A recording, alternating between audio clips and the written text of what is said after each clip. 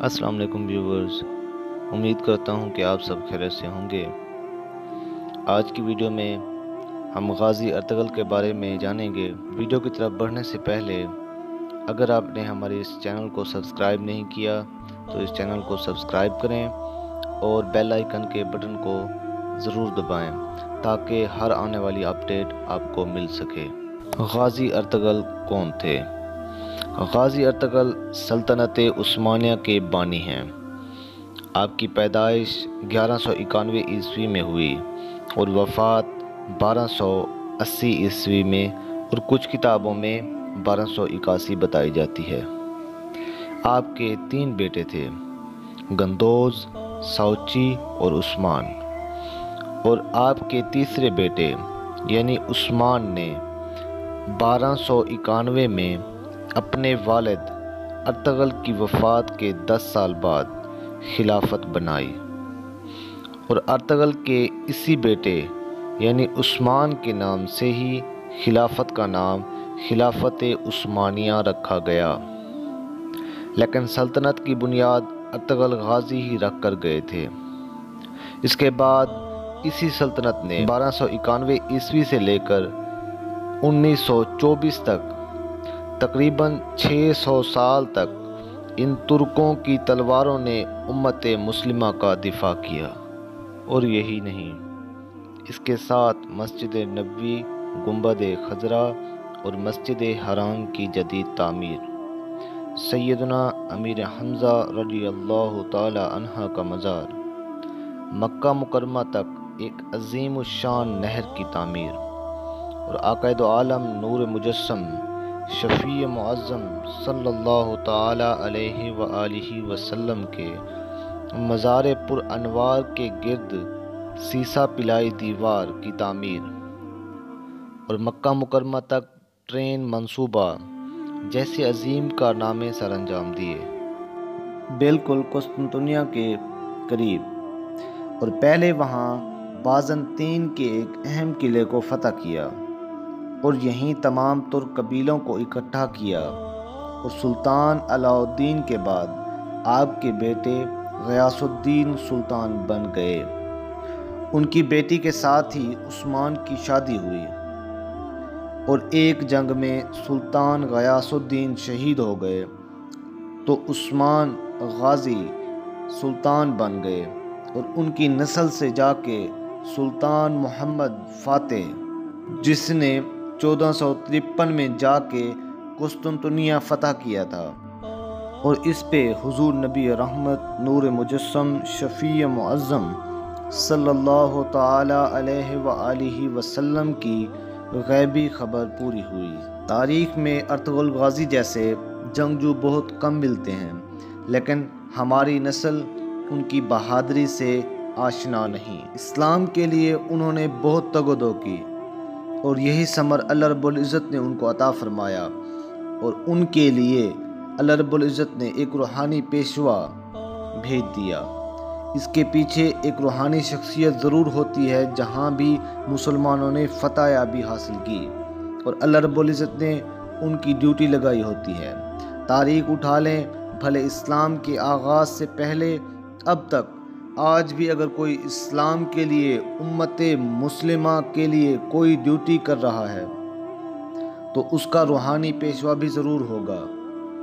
اگر دیکھا جائے تو پاکستان کے اندر TLP یعنی تحریک لبیک پاکستان کی قیادت کرتے ہوئے علامہ خادم حسین رضوی جو ہے نا، وہ ایک روحانی پیشوا کے طور پہ کام کر رہے ہیں۔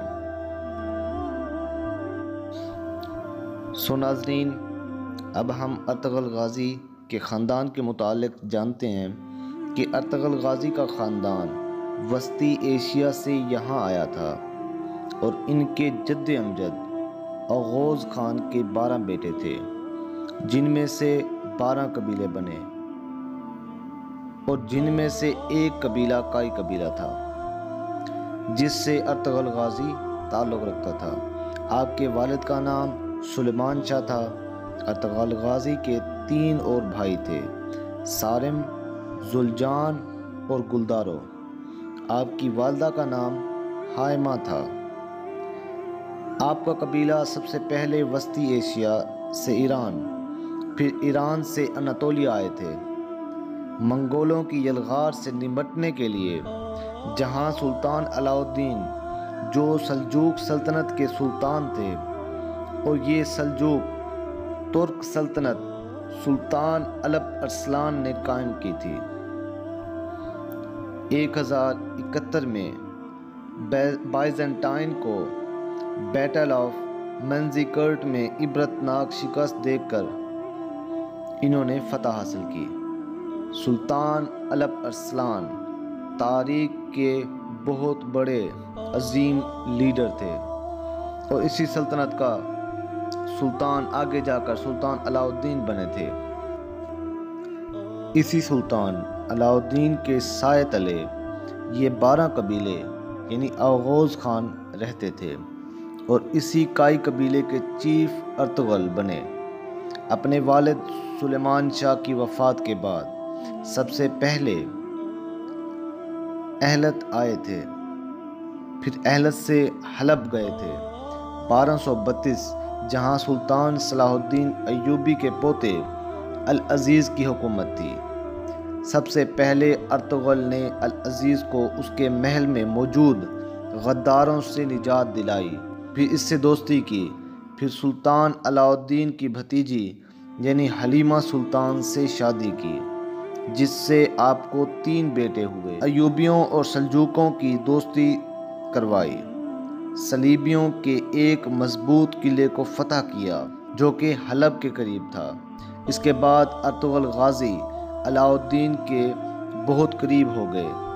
اس کے بعد منگولوں کی یلغار قریب ہوئی تو ارطغرل غازی نے منگول کے ایک اہم لیڈر یعنی نویان کو شکست دی۔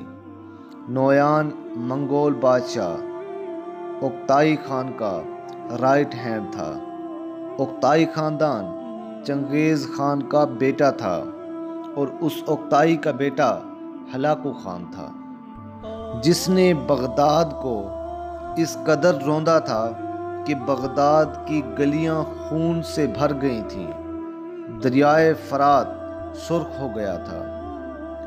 تو اسی نویان کو شکست ارطغرل غازی نے دی اور پھر ارطغرل غازی اپنے قبیلے کو لے کے سوغوت آئے۔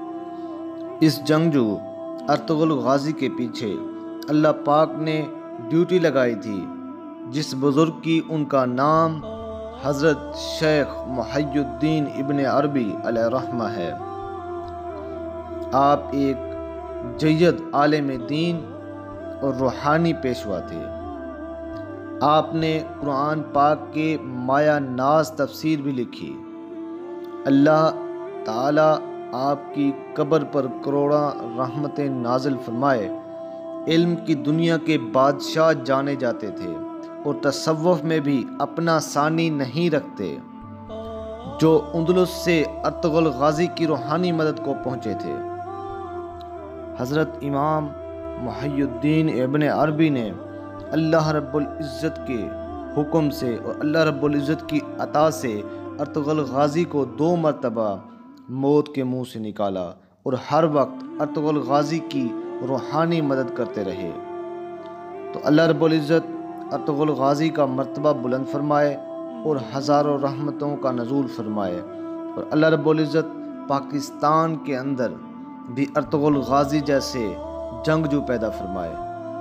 کہ اگر یہ ویڈیو آپ کو پسند آئی ہے تو اسے لائک کر لیں اور اس ویڈیو کو آپ شیئر کریں اپنے فرینڈز کے ساتھ تاکہ ارطغرل غازی کے بارے میں آپ کو مفید معلومات مل سکیں۔ السلام علیکم ورحمۃ اللہ وبرکاتہ۔